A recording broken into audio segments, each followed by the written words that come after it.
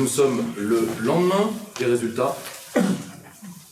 Et je vais essayer de vous tirer les bilans géographiques, sociologiques, politiques et programmatiques de la situation dans laquelle nous sommes à l'instant T. Je prends donc le risque d'être désavoué par les faits. Moi, le pronostic est assez simple. Alors évidemment, j'irai voter pour la mère chat parce que je suis un ami des animaux et je le fais avec une absence de conviction à peu près totale, vu que j'ai déjà travaillé avec ces équipes. Et croyez-moi, ces équipes n'étaient relevées intellectuellement que par la présence de Florian et des siens. Vu qu'ils ne sont plus là, je dois dire que le Rassemblement national, je n'y crois pas des masses. Je vous le dis sincèrement, donc ceux qui m'en voudront, mais vous inquiétez pas, je vais vous donner d'autres données, et il y en aura pour tout le monde, vous allez avoir d'autres raisons de m'en vouloir. Donc, on va faire l'appel des troupes, et pour chacun, je vais essayer de vous donner les considérations que nous avons avec les données dont nous disposons au lendemain de l'élection. Bon, extrême gauche, on va passer et tout de suite, hein, Madame Poutou, Monsieur Poutou, Madame Artaud, rien. Madame Hidalgo, moins de 30 000 voix sur Paris, mûr, ce qui veut dire au passage que, évidemment, elle a terminé, je vous rappelle, que le PS plus l'UMP tenait encore, il y a 2 élections présidentielles, plus de 54% de l'électorat. Aujourd'hui, elle est out, et là, pour le coup, elle est ruinée. Parce qu'elle a dépensé sans compter, et que là, pour le coup, elle ne sera pas. Alors, je vous rappelle que tous les candidats sont remboursés sur un montant minimum, et qu'il faut plus de 5% pour que le remboursement soit total. Elle s'est râpée, ce qui veut dire qu'elle n'a pas d'autre choix pour garder son siège, vu que là, il y a, je ne sais pas s'il y a un désamour du bobo parisien, c'est pas le problème, parce que malheureusement c'est un électorat tellement versatile que le désamour d'aujourd'hui peut être l'amour fou de demain, hein, et que disons l'urticante présence des rongeurs peut devenir une amitié transespèce de... Donc, ne vous inquiétez pas, moi je vis à Strasbourg, Madame Barséguin vous a dit que les punaises de lit, qui est un des grands problèmes de l'Alsace, que nous devions, disons, être inclusifs avec la punaise de lit. Donc ne vous inquiétez pas, hein, l'hôpital... N'oubliez pas ce que j'avais dit dans une vidéo, et je le maintiens. Aujourd'hui, la psychiatrie punitive, qui a été inventée, je vous le rappelle, pour stocker avant tout les communards. C'est la démocratie qui a inventé la psychiatrie punitive, et ça a été repris par l'Union soviétique et par les fascistes, mais c'est les bonnes démocraties contre les prolos qui les ont inventées. Eh bien aujourd'hui, nous avons inversé la psychiatrie punitive, c'est-à-dire qu'on ne met plus les opposants politiques avec les fous, on fait sortir les fous pour surveiller l'ensemble de la population. Donc, Madame Hidalgo, out. On va passer tout de suite à Monsieur Jadot, le sémillant Monsieur Jadot. Monsieur Jadot, son ralliement ne vaut plus rien. Ce qui veut dire au passage que les grandes purges qui devaient fêter son arrivée dans En Marche, et entre autres la tête de Michel Rivasi, ne seront pas prises. Parce que, il va avoir des problèmes de caisse, d'ailleurs il l'a lui-même reconnu, et donc de tuer celle qui, il est vrai, est la principale opposante de Big Pharma dans la vie politique française. C'est certain. Le problème, c'est que si elle se casse, il perd les 2/3 des adhérents des Verts, qui sont l'une des seules sources de financement. Et Emmanuel ne l'a toujours pas appelé, tout simplement à cause du paradoxe Macron, c'est-à-dire trop de chiens, pas assez de gamètes. Donc, Monsieur Jadot, qui maintenant que cette campagne est enfin finie, parce que ça se voyait qu'il la portait à bout de bras, que ça ne l'intéressait pas, ce qui est tout à fait normal, il s'est cru, n'oubliez jamais qu'il y a l'effet hélium des Verts, c'est-à-dire que quand la vie politique n'a absolument aucun enjeu, les Verts montent mécaniquement, mais les présidentielles sont toujours un tombeau pour les écologistes. Toujours. Rappelez-vous par exemple de Madame Eva Joly, celle dont Karl Lagerfeld avait dit quand on veut gouverner un pays, on commence par en parler correctement la langue. Donc, nous allons maintenant passer Madame Pécresse. Je fais monter les enchères. Madame Pécresse. Non, parce qu'après, on parle de gens qu'on aime bien. Là, je commence par le menu frottin. Madame Pécresse n'a pas 5%, vous l'avez vu, c'est une des plus belles choses de cette soirée. Alors évidemment, elle a osé venir vous faire chialer sur les... J'ai quand même le surendetté de 5 millions, elle enverra la note à McKinsey, elle enverra la note à Alstom. Non mais, dans un pays normal, elle serait incarcérée en régime sévère, et là, elle vient vous faire le pécressaton. Bientôt, vous allez donner du pognon. Non mais, c'est dramatique. L'absence de surmoi de ces gens, et après, vous vous étonnez de la popularité en France, je traduis ses œuvres, je suis bien placé pour le savoir, d'un homme comme Vladimir Poutine ou d'un homme comme Xi Jinping. Parce que, pardonnez-moi, c'est un tout petit peu plus saignant, vous voyez, c'est un tout petit peu plus épais. Donc, Madame Pécresse, qu'est-ce que nous pouvons dire en termes de bilan stratégique ? Elle a été envoyée à la mort par le peroxydé de Haute-Vienne. Bravo à à notre sympathique Laurent Wauquiez, qui a parfaitement réussi son opération et qui en plus va la faire porter par le brave patron des Républicains, ce faux paysan, il pourrait être patron, mais il fallait que ça sente un peu la glaise, là encore Monsieur Jacob, qui d'ailleurs va emporter le poids. Vous avez remarqué d'ailleurs que M. Wauquiez s'est fait très discret depuis hier soir. Il a un don pour disparaître derrière le papier peint, cet homme. Mais c'est vraiment Giscard Chirac, il a sabordé la campagne de l'autre. Bravo.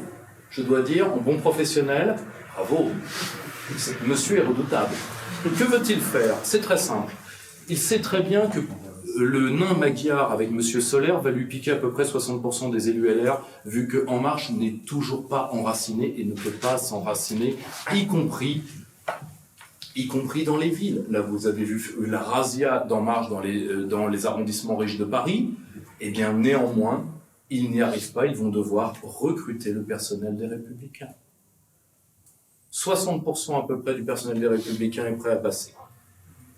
En Marche termine sa mue de centre-droit et cette mue doit passer directement dans les mains d'Emmanuel Macron pour éviter que Emmanuel Macron soit aussitôt en cohabitation avec le panda du Havre. Vous avez remarqué que tout le monde veut passer En Marche directement et que personne ne passe dans Horizon. Horizon, très beau nom de parti, cette chose qui recule quand vous avancez.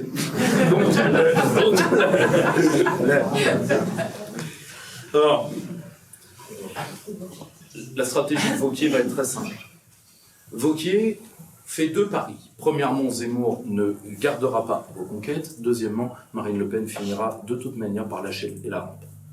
Donc des générations de gens qui sont des européistes de droite vont arriver à prendre le pouvoir, Bardella dans un cas et Marie Maréchal dans l'autre, et de toute façon, ils ne pourront pas refuser à la droite enquistée dans les intercommunalités, dans les villes,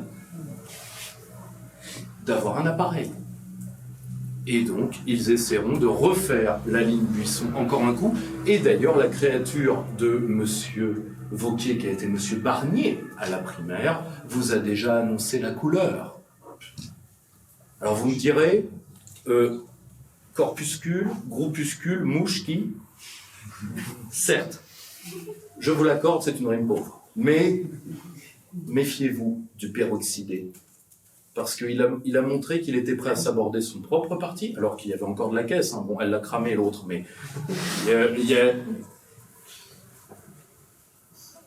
le jeu n'était pas joué. Et d'envoyer tout valdinguer comme ça, je dois dire qu'il a plus d'épaisseur que ce que j'ai cru. Et je reconnais devant vous, avec mes excuses, une erreur. Je ne pensais pas suffisamment fêlé pour jouer ce coup-là. Bravo.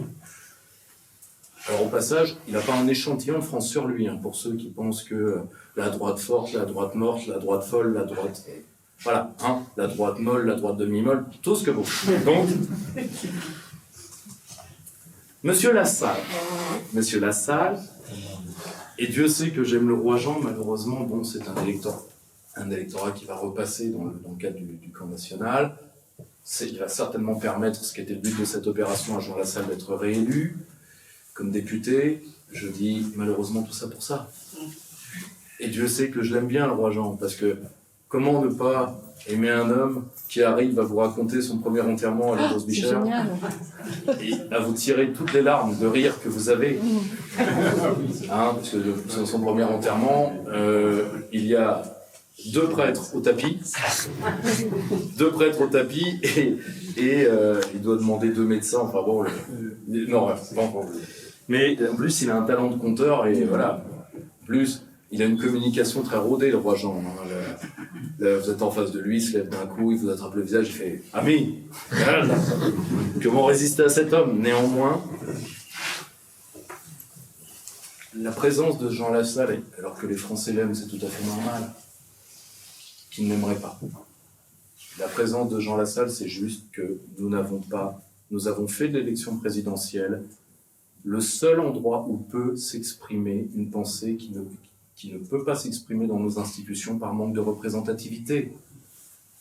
Le problème, c'est que la rencontre de ce qui doit être un homme et un peuple est devenue l'agora que l'Assemblée nationale n'est plus, que les médias ne laissent pas faire ailleurs, et que les institutions locales, sous les coups du clientélisme et des mafias de second rang, le débat ne s'est jamais développé dans les intercommunalités, les régions et autres. Là, on commence le premier gros morceau, Monsieur Mélenchon, le Fidel Castro du pauvre. Il a fait Alors, Jean-Luc Mélenchon, je me rappelle un camarade très énervé qui me dit « Vous nous aviez dit qu'il allait changer de monture par rapport à la France insoumise. Ce faisant, j'ai eu raison. Il a créé un autre parti, la fameuse Union populaire, pour pouvoir... On ne comprend pas Mélenchon si on ne voit pas que dans son mental à lui, il est toujours dans une guerre d'hommes socialisés dans une part de l'extrême gauche. C'est-à-dire pour lui, il faut flinguer le PS, il y a réussi, et, arbitrer entre les autres forces d'extrême gauche.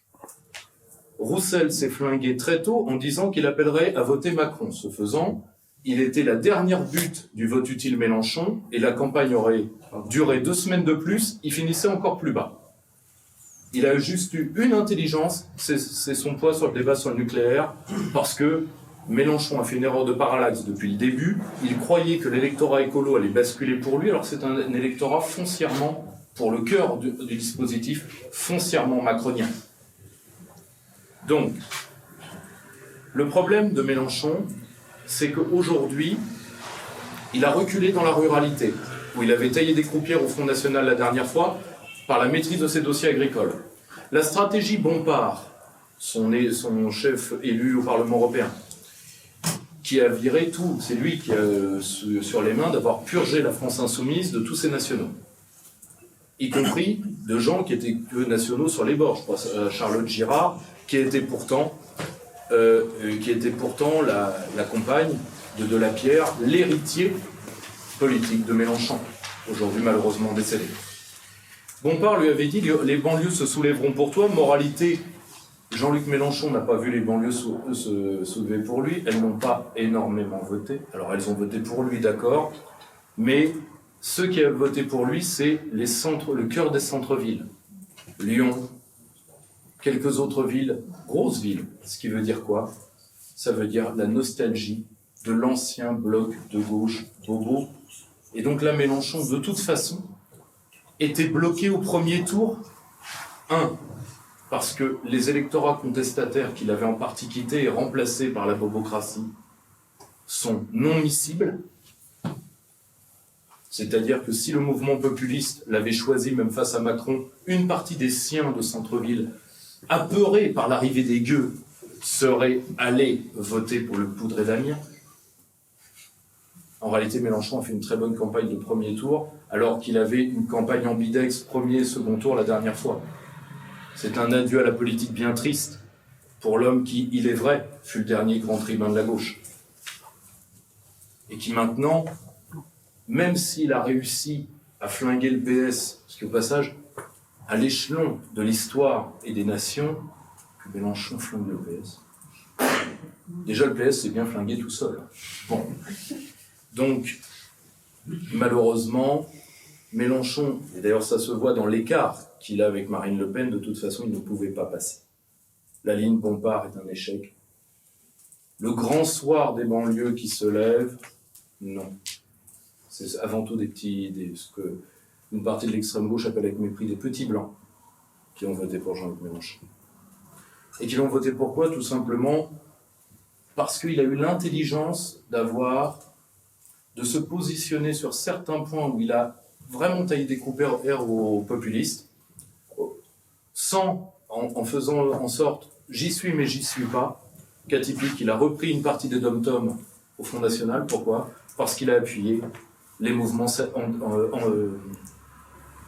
pro-soignants là-bas, ce que Marine Le Pen n'a pas osé faire. Dans sa stratégie de mi-cadeau, le premier qui bouge a perdu. Bon. Donc, et d'ailleurs ça se voit sur la carte. Vote-t-on Mélenchon dans le cœur des centres-villes et dans les anciennes régions du Midi rebelle. Vous savez, ces régions assez classiques de la gauche dure, qui sont les anciennes régions, disons, des mouvements un peu raides, de ce qu'on appelait dans le temps, ce que certains vont appeler la gauche cathare, mais sans rapport excessif. Or, même si ça peut se terminer de la même manière, par contre, très peu de bassins ouvriers.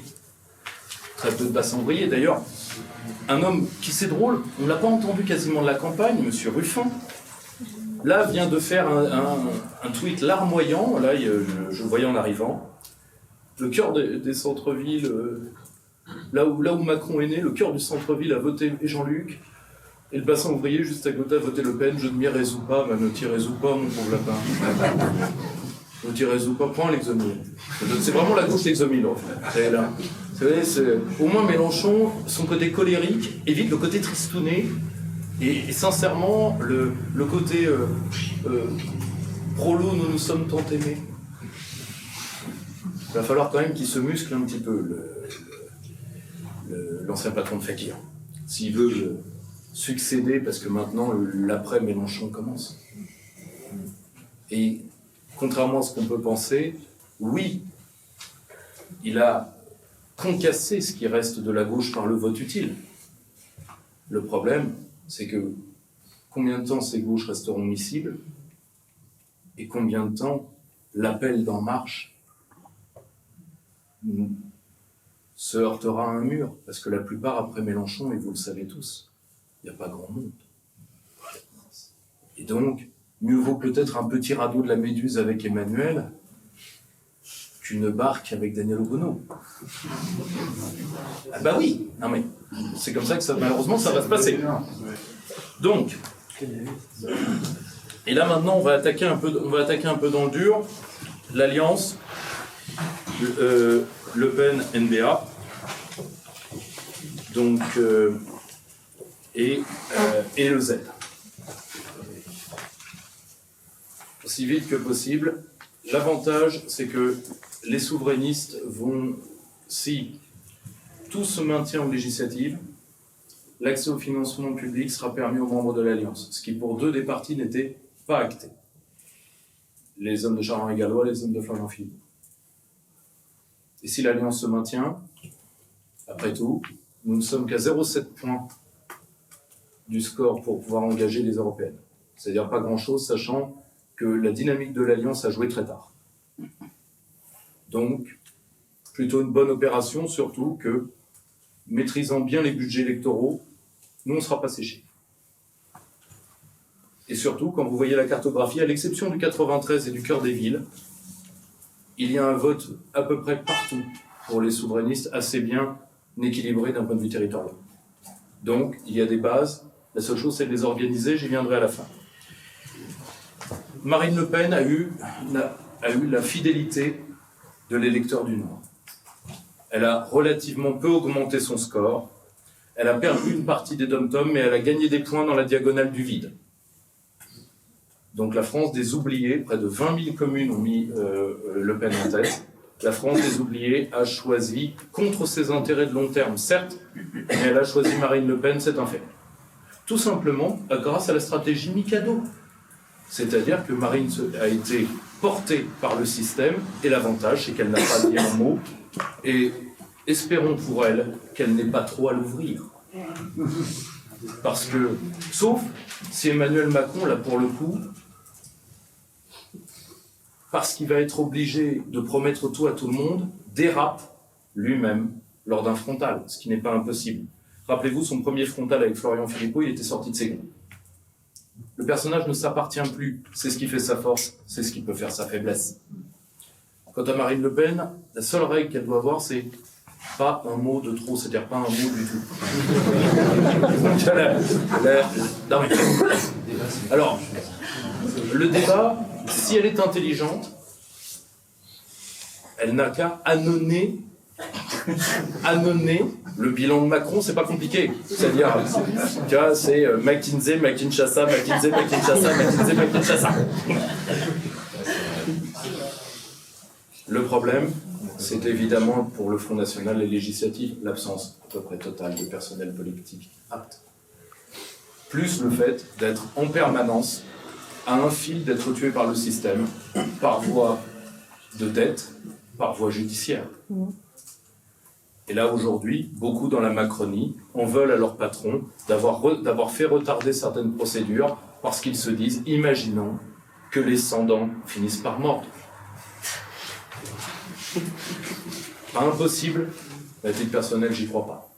Et surtout, j'entends le discours qui me dit, si elle passe, nos idées sont mortes, c'est tout à fait possible. Et je comprends les gens qui n'iront pas voter tout court par rapport à cette considération. Néanmoins, Emmanuel Macron est un homme trop dangereux, et à titre personnel, c'est contre lui que je vote, c'est pas pour lui. Donc,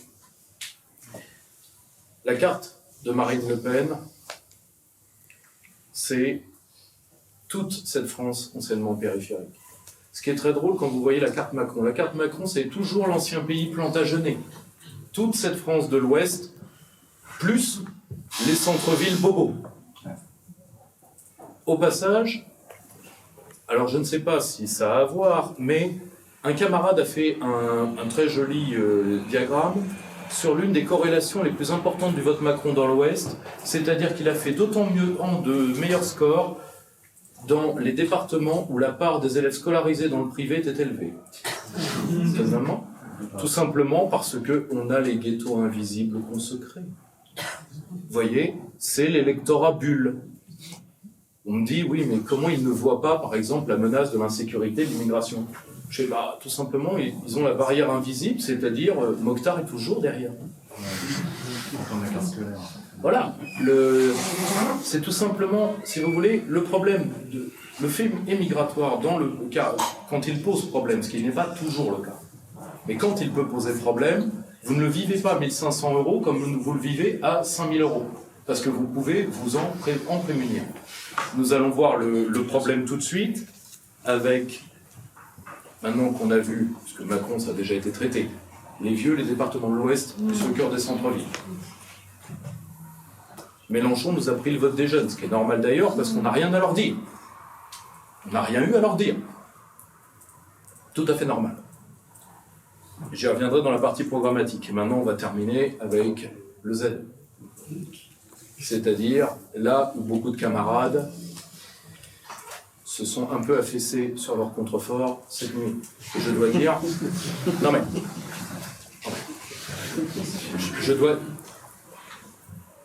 Je peux comprendre que des gens qui n'étaient pas préparés, qui ont eu ce que j'appelle l'effet de claque, c'est-à-dire ils se sont auto-intoxiqués par une présence sur les réseaux sociaux qui était très professionnelle mais qui a terminé en troll UPR.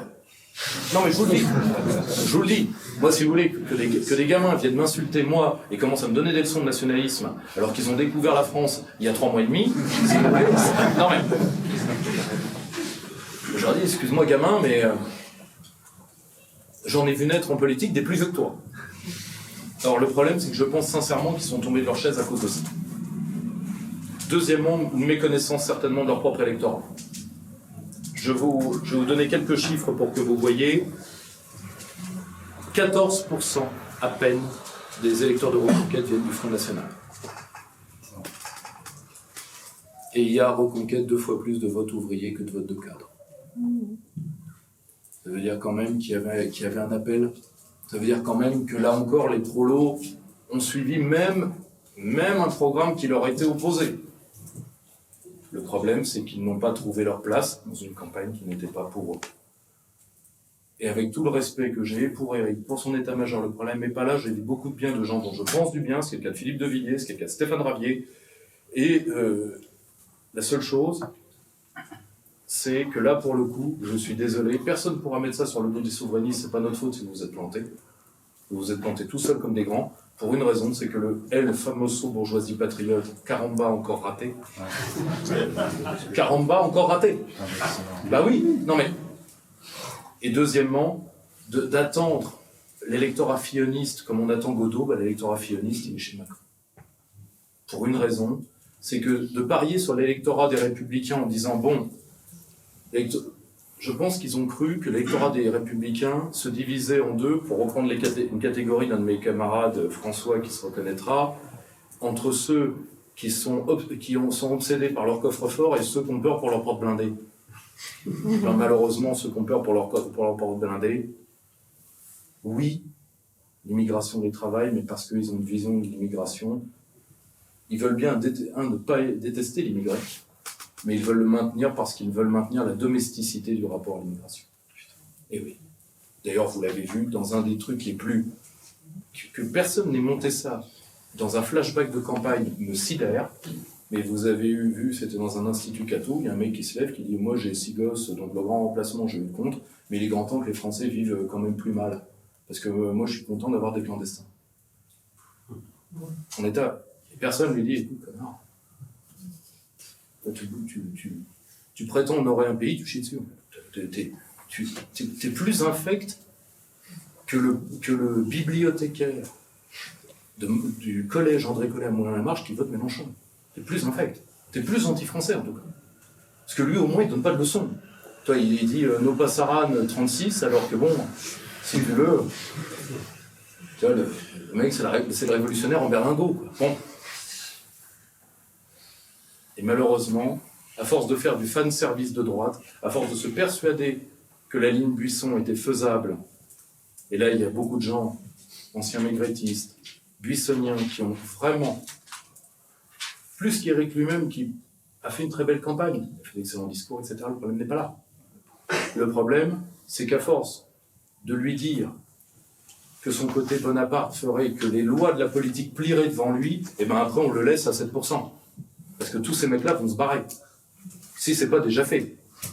D'ailleurs, pour bien les connaître, regardez bien la caisse. Parce qu'elle n'est pas cramée, mais elle peut être, comment dire, à aération multiple. Pour bien connaître ce sérail-là. Et malheureusement, qu'est-ce que ça nous...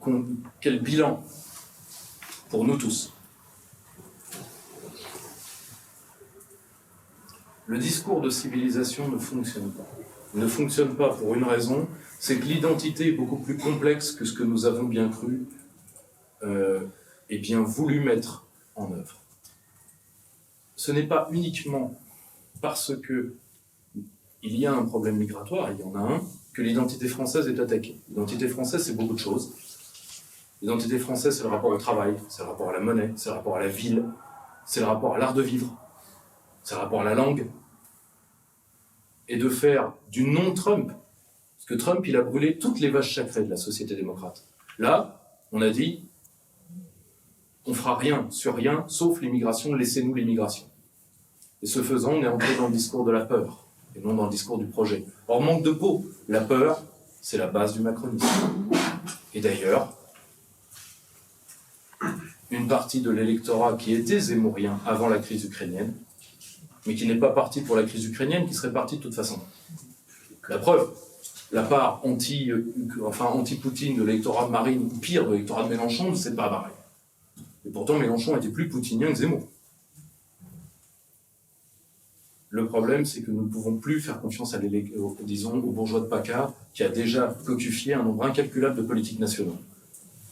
Donc maintenant, soit on se met en PLS, pleurniche, un bon coup, et on se dit, compte français, c'est votre faute, pote de pouilleux, nous, on on préfère la civilisation à vos fins de mois, à vos fins de mois, hein. Pas à nos fins de mois, à vos fins de mois. C'est bien ça qu'il faut entendre.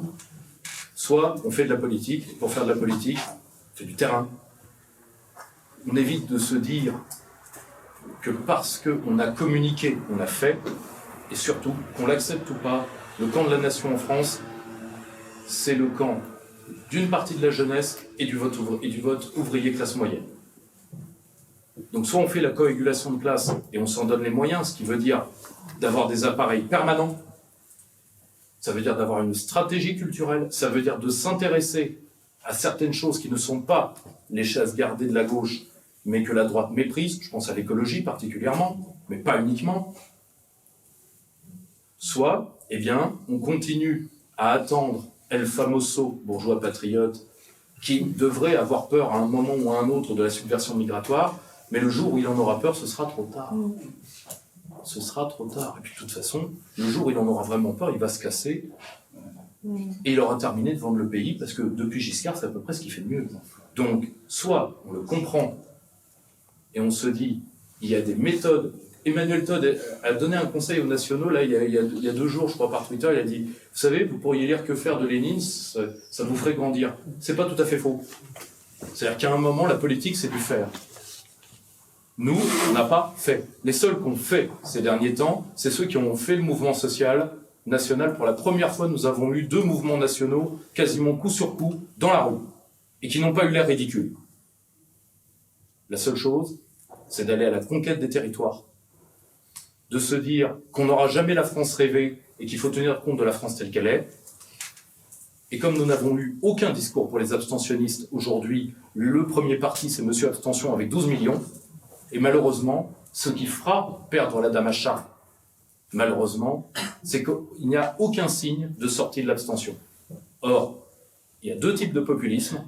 Soit le populisme, disons,